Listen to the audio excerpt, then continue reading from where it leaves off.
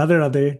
Today is Saturday, 28th June 2025, and here we are to present to you this recap video for today's Bhagavad Gita study session. Along with me, here is Mummy. Radhe Radhe.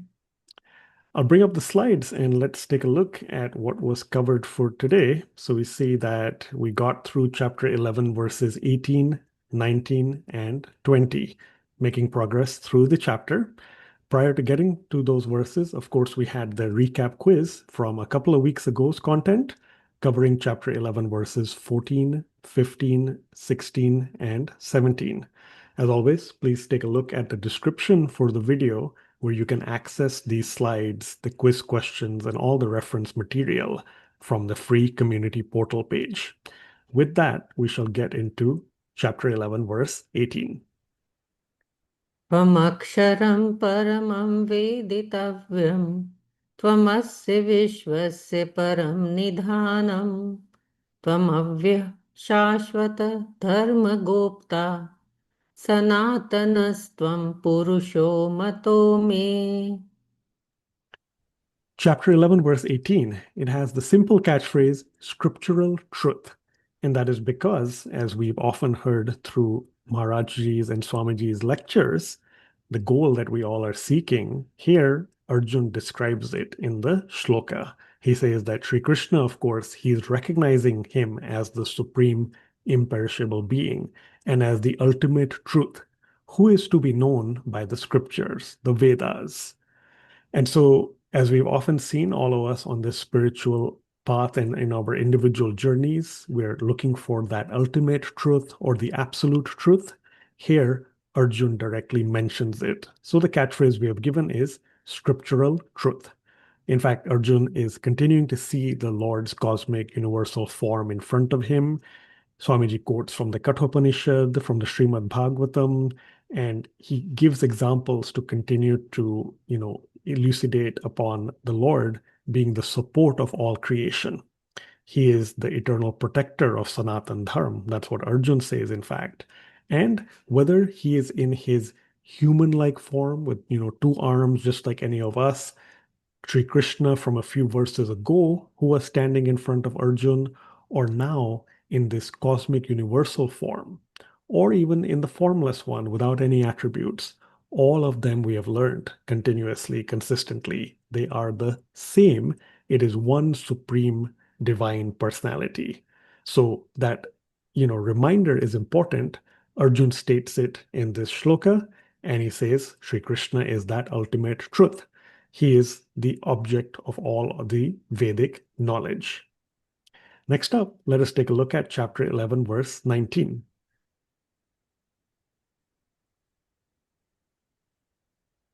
अनादिमध्यान्तमनन्तवीर्यम् अनन्तबाहुं शशिसूर्यनेत्रं पश्यामि त्वां दीप्तहुताशवक्त्रं स्वतेजसा विश्वमिदं तपन्तम्। Chapter 11, verse 19. We've given the catchphrase with a question as coolest eyes.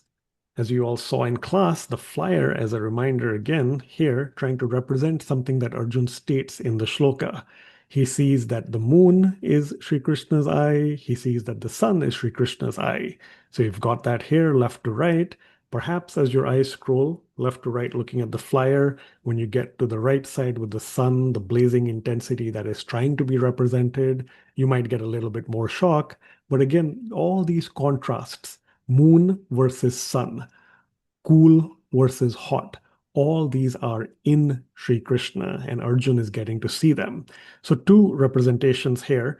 Coolest eyes, just in terms of the colloquial slang form. Oh, are these very cool eyes? Yes, they are, fashionable, whatever you want to call it. But also the deeper meaning here, we have the blazing intensity of the sun versus the coldness of the moon in terms of temperature. Are they the coolest eyes? Well, it could be both ways. He's seeing the sun there, he's seeing the moon there. So keep that in mind as we get to the explanation here. We actually saw and mentioned in class as well with the recap quiz question, one of them about, stomachs, faces, arms, and eyes. Here, Arjun again is mentioning infinite arms.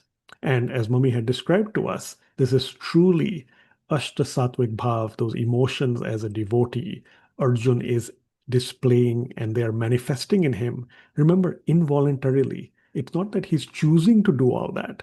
It's happening as he gets into that state of excitement and reverence. So he repeats the fact that, again, there are infinitely many arms. Why is that done? Swamiji says that that is not a flaw. It's not a literary flaw. It is truly to explain the excitement, to express the devotion and the sattvic state, the bhavs we've talked about, and it is repetition for a real impact. It is words Arjuna is saying in amazement. So we certainly have seen that, and we have again also seen several times God is without a beginning, without a middle, without an end. In fact, just remember from class we said this, suggested it as a homework exercise. Please do look at chapter 10 and chapter 11 through what we've covered so far, so through chapter 11, verse 19, and find other verses where it is noted that God has no beginning, middle, or end. We've seen it very recently. We've seen it a little, few weeks or months ago as well. So there are other instances that you can find. So Arjun's describing all that. He's also talking about, Sri Krishna warming the entire creation by his radiance. All that is because Sri Krishna is beyond space, time, and causation. Recall that he is transcendental. We recognize and appreciate that. So he's not bound by any of this. Everything is contained in him. If they get some intensity of blazing heat or coolness, it's all because of the grace and energy of the Lord. The Lord is the one supplying all that to these entities. Finally, let us take a look at chapter 11, verse 20. द्यावा पृथिव्योर इदम् अन्तरं हि व्याप्तं त्वयैकेन दिशश्च सर्वाः दृष्ट्वा अद्भुतं रूपम् उग्रं तवेदं लोकत्रयं प्रव्यथितं महात्मन्. So, chapter 11, verse 20 also has a question for the catchphrase God fearing. Again, two things we're trying to get across. One is the explicit one, which is, are we seeing some sense of fear here?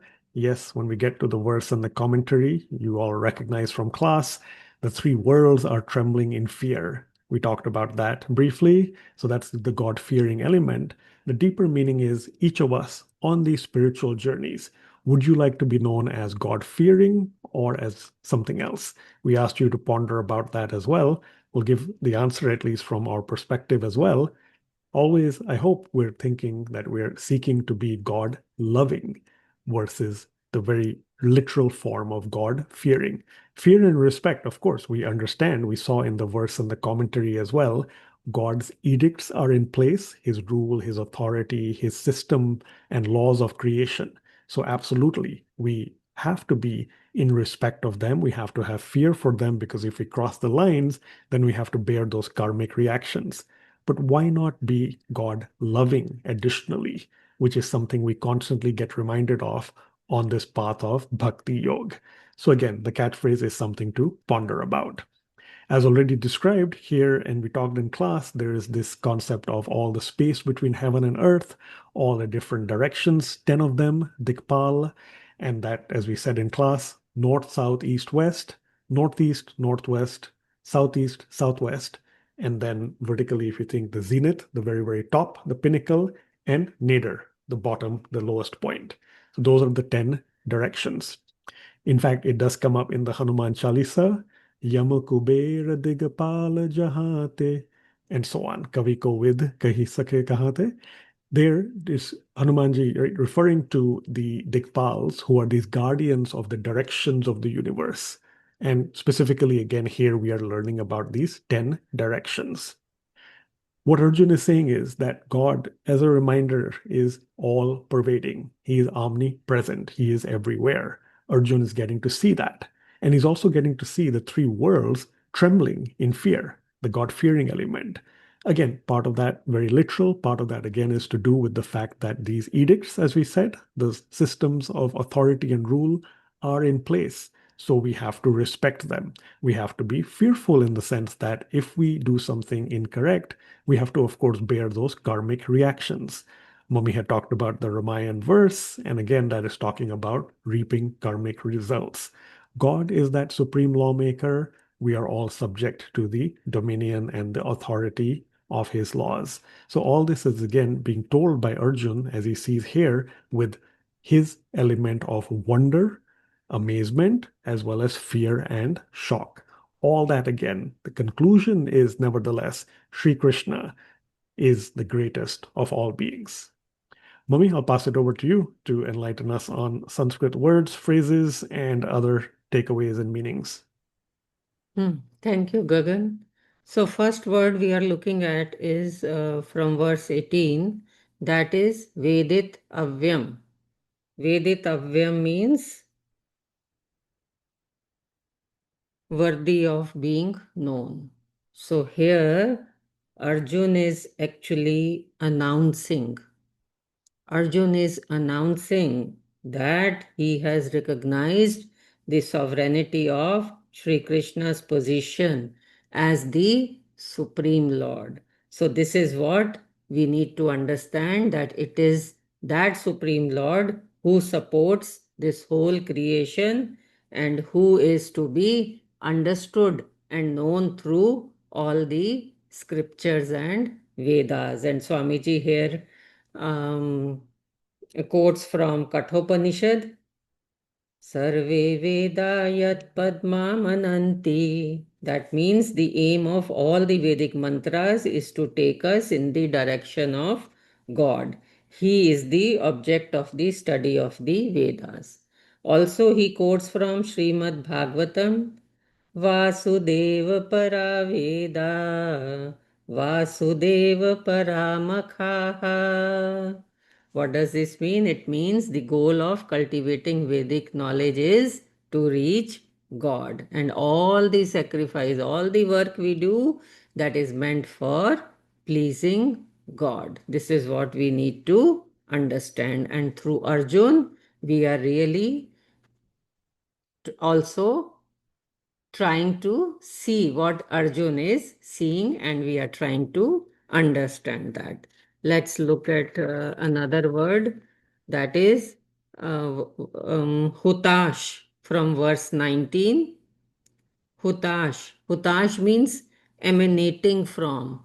So, what was happening, as Gagan showed you in the flyer also, there is radiance emanating from the Lord. Okay, so there are two eyes shown. One is sun and one is moon. Now, think of it, that God has created this whole universe and he is taking care. The whole thing is supported by him. So the heat is also coming through him, through sun, and coolness is also coming through him, through moon. This is what we need to understand, that everything is emanating from him. Everybody is emanating from him and everybody is going back into him. And that is here the concept of time has been explained, that he is the God is without any beginning, without any end, and it is because he is transcendental. He is beyond any space, time, and causation, because everything is within him. Everything is happening within him. Let's look at another word from verse number 20, that is Vyaptam.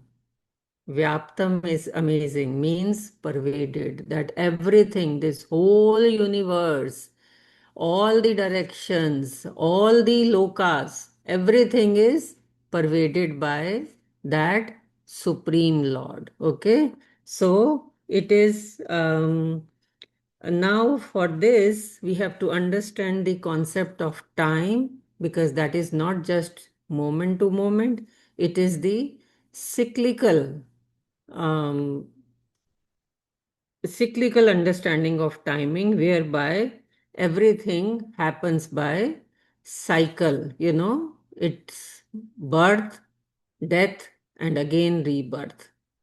And then we have to understand the concept of this Trilokya. Trilokya is the Bhulok, Swarglok, Narklok. Now, all these things also depend on the karma and consciousness, but natural, because God has made his rules and everything goes by your karma. You have to reap the fruits of your karma. And so these lokas also are based on those karmas. If you do good deeds, you go to a certain lok. If you do very good deeds, you go to another better lok. And if you don't do good deeds, you go to Narklok, hell. Okay, so God has made this universe. He is taking care of this whole universe. He has created it. He is maintaining it, and he is doing the dissolution of this universe. So he has made the rules, and we have to follow those rules, abide by those rules, and then in the end we reap the benefits along according to the rules that we followed. If we did the things in good way, then the good fruit, and if you do the wrong things, then you have to pay for those karmas. So we are understanding along with Arjun that Supreme Lord is the one who has created this whole universe, and we have to live by his rules. Over to you, Gagan. Yeah, thank you, Mommy. By any chance, did you want to sing out the Ramayana verse also?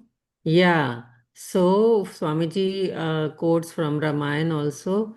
Karma pradhan biswa kari rakha, jo jas kari so tas phal chakha. So this whole world is based on karma, karma pradhan. That means the world functions according to the law of karma. Whatever we do, we will have to reap the karmic results.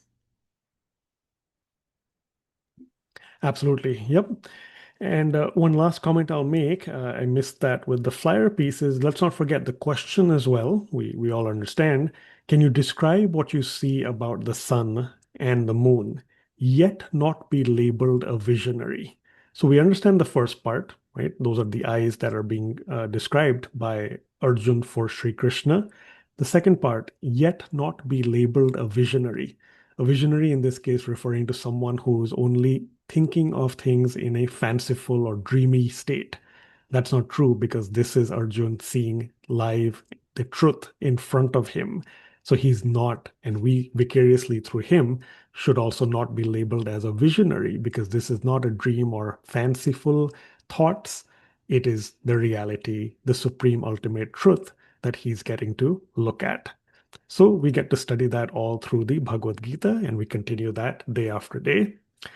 As a reminder, Family Camp starts on the 4th of July, so next Friday. So that runs for a full week. We hope everyone can partake in as much of that in person or online.